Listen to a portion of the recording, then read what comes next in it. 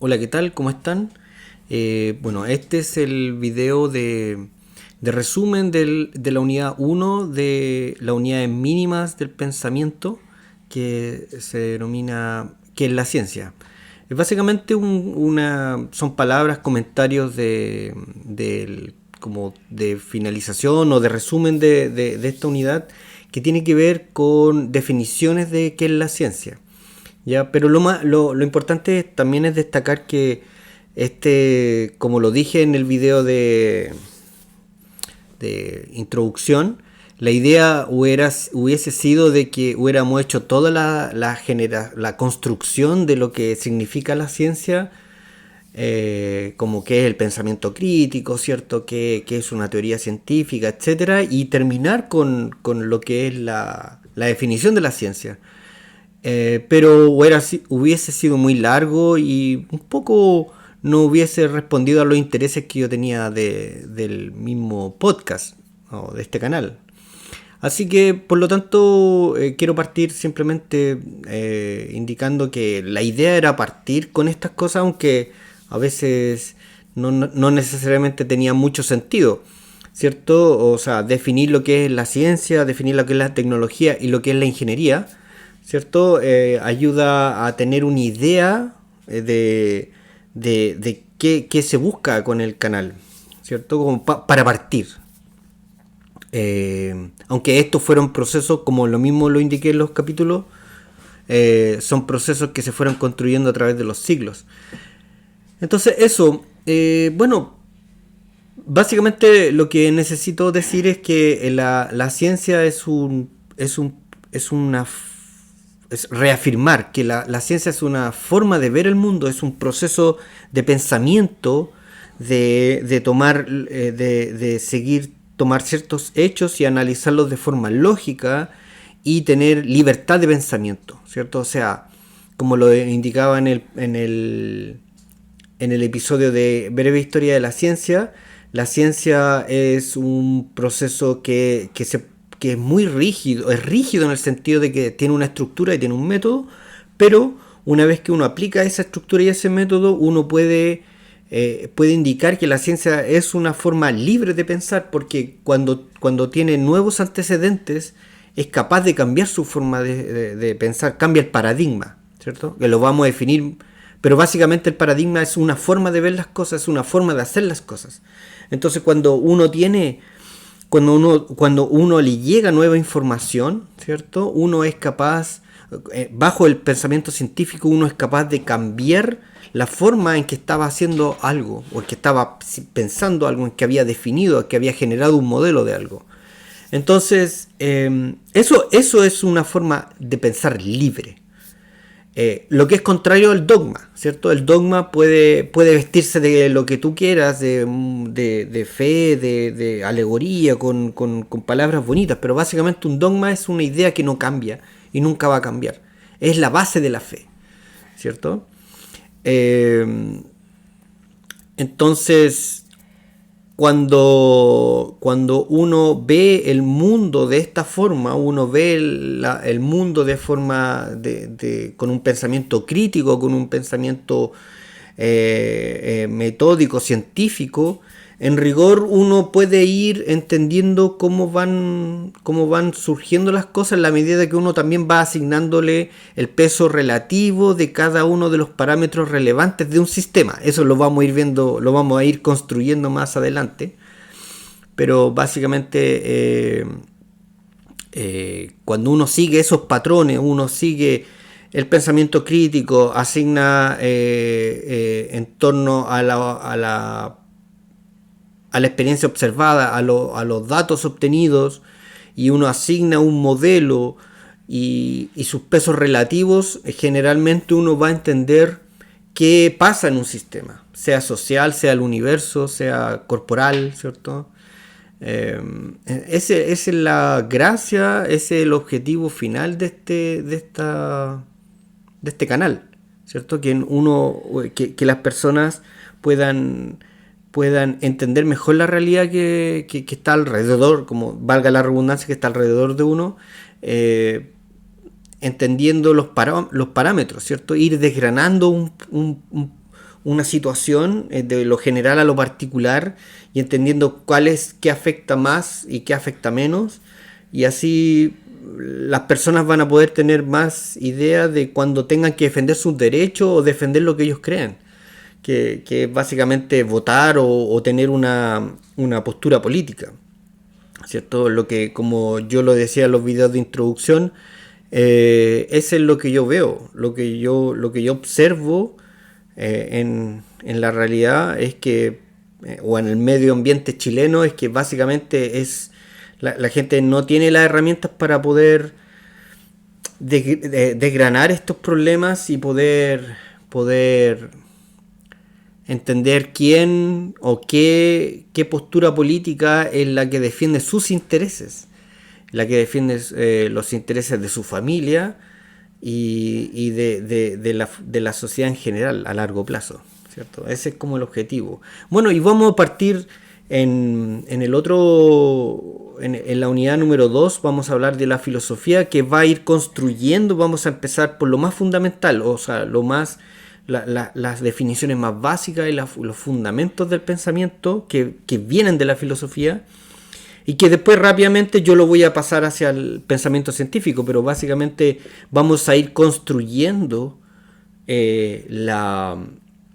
vamos a ir construyendo la ciencia, vamos a ir construyendo el pensamiento crítico y vamos a ir construyendo una forma de cómo es el pensamiento más analítico, científico, con datos, ¿cierto? Que ciertamente tiene mucha información, pero como ya lo decía también en el video introductorio, la información es solo una de las ruedas de esta carreta que se llama en el fondo el entendimiento, ¿cierto? Tenemos esta carreta con dos ruedas, una rueda representa el pensamiento y otra rueda representa la información o el conocimiento. Entonces, cuando estas ruedas están relativamente equilibradas y tenemos esta carreta que en el fondo es la necesidad de entender lo que nos sucede, si una rueda se desestabiliza o se frena, la otra igual sigue en una dirección más o menos determinada, ¿cierto? Pero cuando solamente hay una rueda funcionando, que puede ser, que generalmente en la actualidad es la información solamente, la carreta va a girar, ¿cierto? Y solamente si entendemos y no tenemos información, también la carreta va a girar, pero en el otro sentido. Por eso es importante este modelo de esta analogía de la carreta con dos ruedas, ¿cierto? Que es una analogía, como yo explicaba también, que yo la aprendí en Kendo, que tiene que ver con el entendimiento y el entrenamiento, ¿cierto? Si uno solo entiende en Kendo, va a girar y no va a avanzar nunca. Y también por el otro lado, si solo entrena y no entiende nada, también uno gira y queda en la misma posición.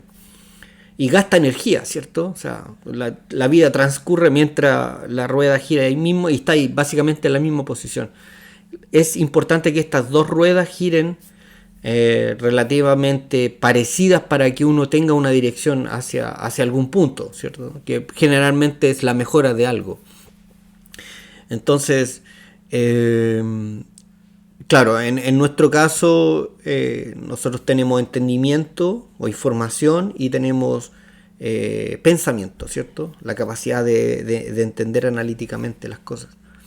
Así que esa es la idea de que, por qué lo hice así, de esta forma, por qué está primero definido la ciencia como para partir, ¿cierto? Para dar una idea de qué es lo necesario, ¿cierto? Bueno, como ya lo definía, la ciencia es una forma de pensar, es una forma en que nosotros vemos el mundo y que desgranamos los problemas, ¿cierto? De forma general a particulares. A veces ocurren en el otro sentido, ¿cierto? Tenemos problemas generales, particulares, y los vamos generando una solución más general, que es el caso de un modelo, ¿cierto? Una teoría científica funciona en esa dirección, aproximadamente. Y, Y básicamente, claro, entender que la ciencia es eso, y que es totalmente trascendental que la ciencia, que eso es lo que nos aporta la ciencia. Y el tema en la actualidad es que nosotros estamos llenos de información, no tenemos información inconmensurable que no podemos manejar. Las personas en general no la pueden manejar. Pero lo importante es ir filtrando esa información que nos sirve, que no nos sirve, para nuestros propósitos, nuestros intereses, que es fundamental eso. Entonces, claro, cuando uno no tiene la capacidad de entender, de digregar, de procesar esta información, obviamente lo que uno entiende es una sopa, una cosa ahí que no tiene mayor relación entre ellas, pero que es mucha información. Y obviamente desde ahí nunca se va a poder entender el problema como corresponde. Eh, y bueno, de mi punto de vista eso también tiene un fin. O sea, si uno no entiende bien lo que está pasando, es difícil entender quién es el que está de tu lado. Eh, por eso los grupos de interés en la actualidad, en Chile específicamente, pero se puede expandir a otras partes del mundo, pero en Chile específicamente los grupos de interés tienen el interés de que tú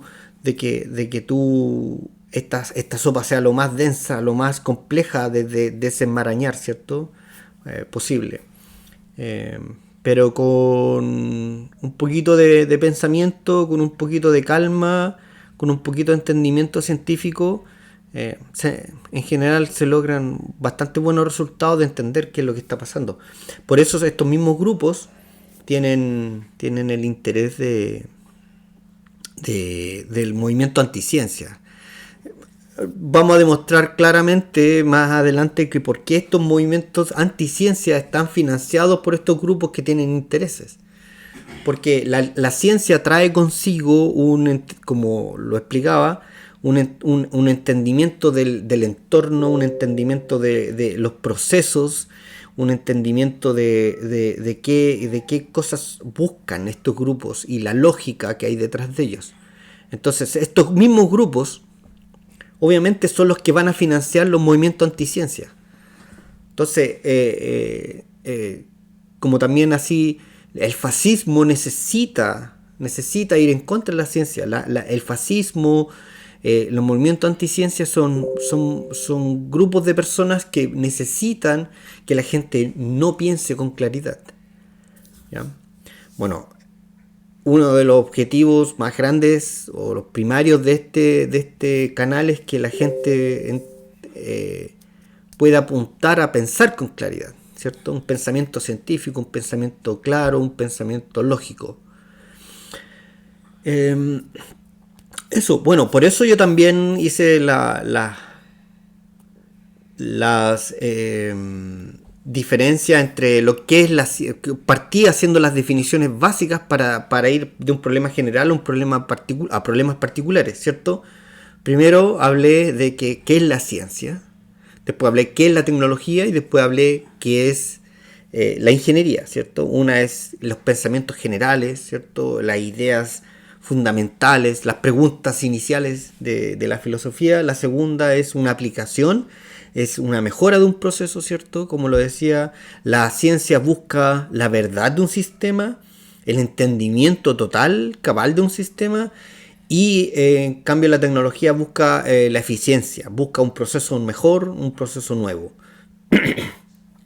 Y la ingeniería es como la forma en la actualidad en la cual desarrollamos esos procesos o en la cual enseñamos a las siguientes generaciones qué es lo que deben hacer o cómo deben pensar. No necesariamente es tan científico, pero sí son sistemas aplicados. Y después hablé un poco de la historia de la ciencia, ¿cierto? Que tiene que ver, que obviamente está relacionada con los problemas geopolíticos o las situaciones geopolíticas mundiales, ¿cierto? O sea, siempre en la presencia de nuevas tecnologías o masivamente nuevas tecnologías, nuevas ideas, hay detrás un imperio, una sociedad que está pujante por derrotar a otra, ¿cierto? O adueñarse de un área. Eso no necesariamente va a ser en va a ser así en el futuro, porque si pensamos en los tiempos de la modernos, ¿cierto? Donde la expansión europea, debido gran parte a los desarrollos científicos, filosóficos y después tecnológicos, era porque había un terreno que conquistar, ¿cierto? Ahora ya no funciona así, ya no hay terrenos para conquistar, la Tierra está conocida, es un planeta, ¿cierto? Y ya se tienen las dimensiones, se entiende cuánta gente vive y se entienden los problemas, macro problemas que tiene, ¿cierto? Como son el calentamiento global, el problema de migración, el problema de la basura, alimentación, energía, ¿cierto? Entonces ya no necesariamente va a tener esa misma estructura, esos conflictos o esas dinámicas de poder, ¿cierto? Pero, pero, pero de que todavía van a existir. O sea, ahora está la pugna entre China y Estados Unidos, ¿cierto? Occidente versus Oriente, que generalmente siempre es así. Entonces, eso fue más o menos lo que yo había dicho, lo que se entiende como que dónde está la tecnología, dónde está el desarrollo de la ciencia, ¿cierto? Bueno, como un ejemplo que yo di un par de veces es que la Alemania del principio del siglo XX fue la que detonó los dos conflictos más grandes de la historia de la humanidad, ¿cierto? Y que ellos en esos tiempos tenían básicamente teorías científicas para los tres grandes áreas, ¿cierto? Teníamos la gran teoría de la relatividad general de Einstein, pero también teníamos el proceso de la mecánica cuántica, ¿cierto? Que es todo de autoría de Alemania, o de Prusia de ese tiempo. Tenemos también a Karl Marx, ¿cierto? Cuando escribe Das Kapital, que habla de toda la pugna, de todo el conflicto que ocurre entre el capital y las personas y el medio ambiente, etcétera. Es todo una idealización, una concepción, un desarrollo científico en torno a eso. Y también está el desarrollo del psicoanálisis, ¿cierto? Que como decía también, que para muchos es como una especie de pseudociencia, pero es un esfuerzo muy grande y muy metódico de cómo funciona la mente de las personas, ¿cierto? Entonces todo eso te dice que esa sociedad estaba totalmente en pugna, estaba totalmente buscando, muy pujante en desarrollo científico. Entonces, bueno, y después fue el turno de Estados Unidos, ¿cierto? Que si bien no hizo tantos avances científicos trascendentales como Alemania, pero sí hizo todo el desarrollo tecnológico y el desarrollo de nuevas técnicas y también mucha ciencia, obviamente. Pero ahí tenemos, no sé, pues el clímax de eso es como el nacimiento de Internet, ¿cierto? Que fue de autoría total de Estados Unidos.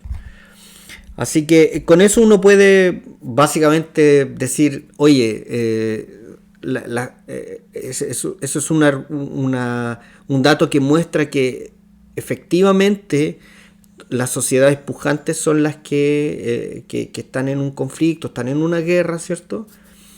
Son las que generan más una ola de ideas, olas de desarrollos tecnológicos. Entonces, eso es como fue la unidad número 1. Y bueno, básicamente eso es lo que yo quería resumir en este video.